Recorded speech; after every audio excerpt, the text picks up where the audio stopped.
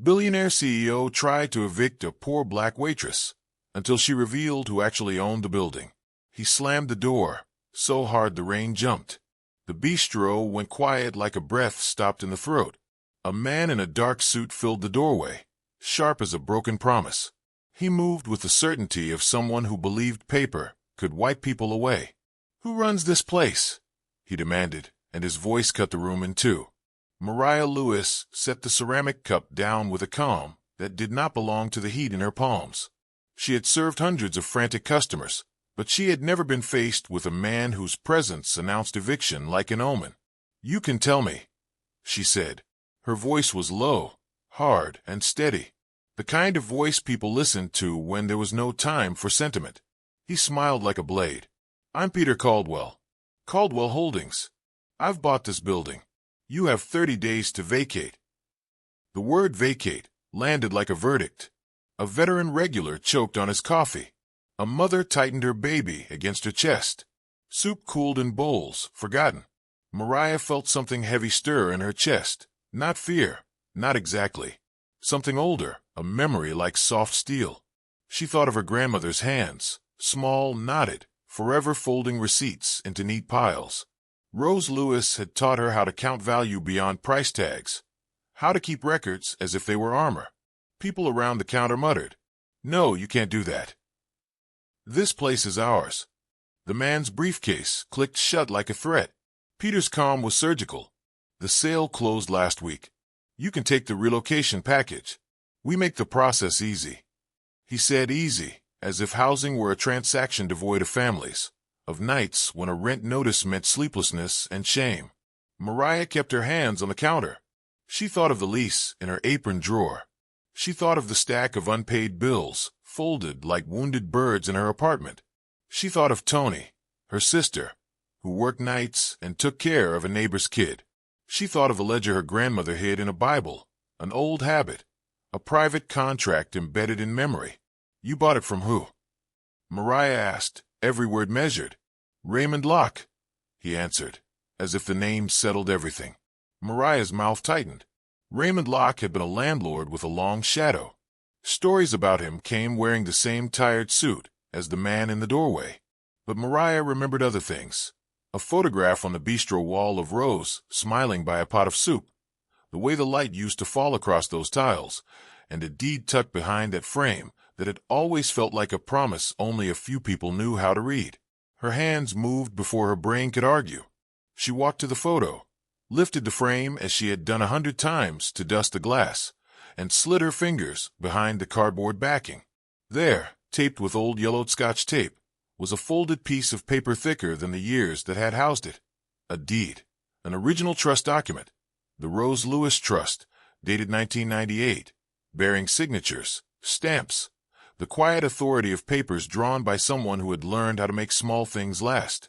Peter's smile wavered. "What are you doing?" he asked. The brittle confidence in his posture faltered. Mariah held the document out like a torch. "This building belongs to the Rose Lewis Trust," she said. "My grandmother set it up to keep these storefronts for the community." It felt like someone struck a bell. Phones came up like hands in the dark. A video snatched the moment. Mariah, small in her apron, holding a folded paper that altered a man's plan. The bistro filled with an electric air that smelled of coffee and challenge.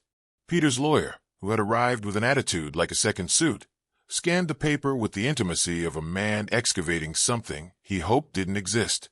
His face, trained to read contracts like tea leaves, lost color. The deed was properly notarized.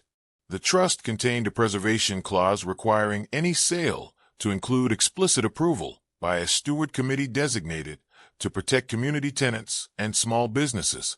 The document named 3 living stewards, neighbors, a pastor, the retired schoolteacher, people who could speak for Rose's intention. For a moment the bistro breathed hard. The guardrails of the man's plan had been built not from arrogance, but from ignorance. He had assumed the city's ledger contained the whole story. Rose had known how records disappear when the wealthy tide in.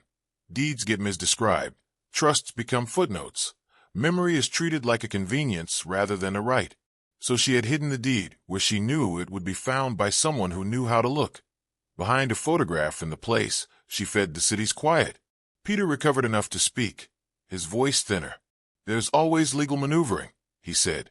"Quiet title actions. We can pursue this." The lawyer's voice trembled when he admitted the deed complied with registration requirements and the trust's clause had legal teeth. Any sale without steward consent could be voided. The news feed that night lit up with clips of the bistro, the deed, the CEO silenced by a woman in an apron. Strangers sent money. Neighborhood organizers offered legal help. The city clerk pulled microfilm and thumbed dust from old filings, like a historian rediscovering a lost map. Within hours, the bistro transformed. It became a command center for a small insurgency. People who had learned to be polite in the face of eviction found their voices. Neighbors who'd felt powerless for years began making signs and bringing casseroles. Volunteers arrived with clipboards and petitions. The steward committee convened in the back room amid stacks of receipts and takeout boxes, and they voted to enforce Rose's intent. The building would remain subject to the trust, and the trust favored community occupants and preservation over speculative conversion. Peter ramped up pressure. He called meetings to show glossy renderings, towers of glass, warm wood lobbies, retail brands he named like talismans. He hired PR consultants who wrote statements about responsible investment and inclusive growth. He sent offers of financial assistance measured in numbers that made the bistro staff do quick mental translations into months of rent. He threatened quiet title suits and other legal arsenals that money opens with a chirp. But those threats meant something else now. People organized and a small but crucial amount of public attention. A local reporter wrote a piece that turned the deed into a symbol. Not just a sheet of paper, but a choice. A historian researched Rose's charitable ledgers and found records. Months of free meals, donations to the school, receipts for roofing repairs for the elderly. The paper trail read like a life lived to stitch a neighborhood closed against erasure. For weeks, the battle played out in public hearings and community rooms, where voices measured more than cash. The city held a hearing on developer notifications and the obligations owed when properties under community trusts are targeted for purchase. People who rarely read ordinances learned to quote sections and citations. The pastor who had once knelt with Rose to serve soup testified about the years she'd spent keeping records and sewing receipts into a ledger because bank records vanish and bad actors assume small lives forget. Mariah stood at the podium with a folder whose edges were softened by her grip. She did not speak like someone casting lines to a camera. She described Rose's habits in a cadence that made the clerk look up and the council member shift in his seat. She told of nights by the stove, of folding receipts, of an insistence that small deeds can accumulate into a defense. She read the clause aloud. Preservation for community use, steward oversight, right of first refusal. The room felt like a ledger balancing itself. Peter's strategy mutated. The man who once offered relocation packages began to offer goodwill, a promise of community programming, a pledge to include affordable units in his design. He hosted meetings where he talked about revitalization, as if an umbrella of luxury could shelter the same people who had built the block. But the trust was not a slogan, it was a system. The steward committee declined to release approvals without concrete protections. The neighborhood proposed a community buyout plan, crowdfunding a portion of the purchase, and applying for low-interest land trust funding. They spoke to attorneys who specialized in preservation, and the bistro's defense fund collected small donations that added up like the coins Rose had saved in jars. The PR machines tried to drown the story out with messaging. Developers liked to paint neighborhoods with rosy terms. But social media had adopted Mariah's calm, clipped speech and run it across feeds. People around the city, who knew their favorite cafes, had been fed the story forward. Lawyers from other cities sent templates for making community trust enforcement stronger. It became a kind of public school in how small acts protect common life. Payment plans and covenants were drawn. Mediations happened in rooms smelling of coffee and laminate tabletops. Caldwell Holdings proposed a revised plan that would require community oversight and a set-aside for small businesses, but the neighbors were right to be wary. Words on glossy paper vanish if they aren't backed by enforceable trust mechanisms and endowments for legal defense. The steward committee insisted, rightly, on durable terms, a community land trust fund, an endowment to handle legal defense, and stipulations that any redevelopment involved meaningful community governance and a real, enforced right of first refusal for the trust. Months of lobbying, petitions, and legal filings led to a partial retreat. Caldwell pulled back its immediate conversion plan and began conversations with the Steward Committee about a proposal that preserved the community while including limited development only under strict, enforceable conditions. It was not a clean victory. The company could still attempt to challenge the trust in some jurisdiction or pull other maneuvers. But the bistro and its neighbors had bought themselves time, structure, and a new set of tools. Victory tasted different than a cinematic triumph. There was paperwork, pages and files that required attention, a schedule of meetings, an account in a community trust bank that needed constant small deposits. The Steward Committee installed protocols, monthly disclosures, multiple signatories on major decisions, and partnership agreements with local nonprofits. They established a legal defense fund and a modest endowment meant to help cover the costs of future threats. They began to fund microgrants for neighbors who wanted to start small businesses, making sure the pattern of displacement would be harder to replicate. The bistro grew into something richer than a place to eat. Teenagers began to take baking classes there, learning how to measure flour and manage a small cash box. An elderly volunteer started a weekly poetry hour at the back table. The building's rooftop hosted a small garden tended by neighborhood children. Mariah, who had once thought of herself as a woman with coffee to pour and bills to pay, started teaching bookkeeping classes on Thursday nights. Lessons Rose had taught her in murmurs beside the stove about how a receipt can become a shield. Peter came around sometimes, awkward and cautious. He sat at the far end of the counter and watched people who used to be his abstract data points, businesses he'd considered replacing, reach for bread and conversation. Once he left a small donation to the legal defense fund with a card that was not an apology, but an admission that the ledger was more meaningful than he had assumed. People debated whether what he offered was sufficient or merely a sop to reputation. Mariah took the envelope and handed it to the Steward Committee. They accepted it on pragmatic grounds and wrote the amount into the fund's balance book. In doing so, they did what Rose had taught. They kept records. Time did not stop being complicated. The neighborhood continued to change. New shops opened under different owners. Streets rearranged. Politics shifted. But a covenant had been written into the bistro's life. The building belonged to the community trust and would be managed with a provision that it served local people first.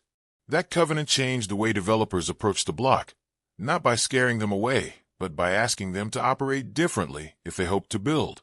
Some tried, some left. People who lived in the neighborhood began to look at family papers and find deeds and ledgers they had assumed were unimportant. An unexpected movement of rediscovery urged elders to dust off files, to copy records, to memorialize small acts of stewardship they had performed for decades. Mariah rarely spoke of heroism. She called what had happened a set of practical choices that, when combined, created leverage. She thought of Rose teaching her how to keep a ledger because receipts remember when people forget. She thought of the time she'd hidden the deed behind a photograph because some things needed a hiding place only trusted by those who would search with love. That act had always felt like an heirloom passed down. Keep this, protect that. It had felt small until it proved mighty. At night, when the bistro closed, Mariah would sometimes move the framed photograph to the window so the morning sunlight would catch the edges of the paper. People took photos of the frame and posted them. Students cited the case in urban planning classes. Activists visited from other neighborhoods to ask how a small trust protected a small shop. The city used the bistro story in a seminar about community development. The deed, the same paper that had lain behind the photograph for years, had become a tool for broader conversation about who cities serve. Still, the fight never felt finished. There were always new developers, with new diagrams of profit. There were always meetings and minutes, and a need to be alert. That was the lesson Rose had always taught. Stewarding requires maintenance, not a single act of resistance. So the Steward Committee stayed active. The bistro maintained an annual fund to help cover legal fees.